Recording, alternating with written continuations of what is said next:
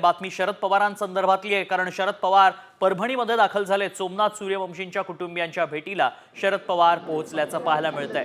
सोमनाथ सूर्यवंशी मारहाण प्रकरणानंतर त्यांचा मृत्यू झाला, पोलीस कोठडीत मृत्यू झाल्याचा आरोप करण्यात आला आणि त्यानंतर परभणीतही वातावरण चांगलंच तापलं होतं आणि यानंतर आता शरद पवार सूर्यवंशींच्या कुटुंबियांच्या भेटीसाठी पोहोचल्याचं पाहायला मिळतंय। सोमनाथ सूर्यवंशींच्या कुटुंबियांची भेट शरद पवारांकडून घेतली जाते। शरद पवार आता परभणीत दाखल झालेत। याआधी त्यांनी बीडमध्ये देखील संतोष देशमुखांच्या कुटुंबियांची भेट घेतल्याचं पाहायला मिळालंय। बीडमधील घटनेनंतर शरद पवार बीड आणि परभणीच्या दौऱ्यावर पोहोचल्याचं पाहायला मिळतंय। बीडमध्ये नुकतंच त्यांनी संतोष देशमुखांच्या कुटुंबियांची भेट घेतली, तसंच मुलीच्या जबाबदारीची त्यांनी घोषणा केल्याचं पाहायला मिळालं होतं आणि आता शरद पवार पोहोचलेत ते परभणीमध्ये। परभणीत शरद पवार आणि त्यांचे पदाधिकारी यावेळी उपस्थित आहेत।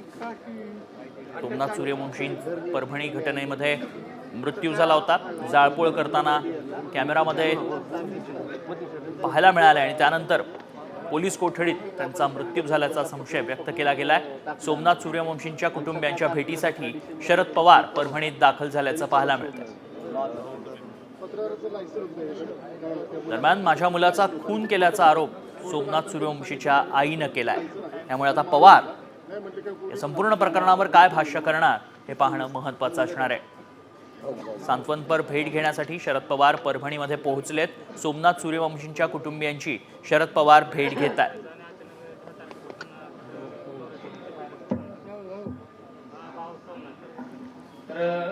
कॉन्टॅक्टच बंद झाला त्याचा सर, आणि आम्ही 3 दिवसातून 3-4 वेळेस कॉल करून बघायचं, जसं प्रत्येकाच्या नंबरवरून कॉल केला आणि अचानक मी कामाला गेलो होतो आणि अचानक आईच्या मोबाईलवर फोन आला होता की मी पोलीस स्टेशनमधून बोलतोय परभणीच्या, आणि तुम्ही सगळं रिच वगैरे करून घेतला आईकडून आणि त्याने सांगितलं की तुमचा मुलगा हार्ट अटॅकमुळे मरण पावलाय, तुम्ही येऊन बॉडी घेऊन जा पुण्याला।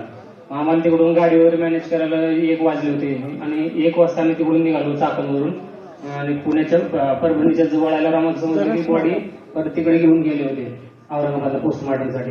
आणि इथं आल्यावर पण आम्हाला मिसकम्युनिकेशन झालं थोडक्यात, कोण म्हणायचं परभणीला या, कोण म्हणायचं तिकडे औरंगाबादला बॉडी घेऊन जा। मग आम्ही परभणीच्या जवळ आल्यावर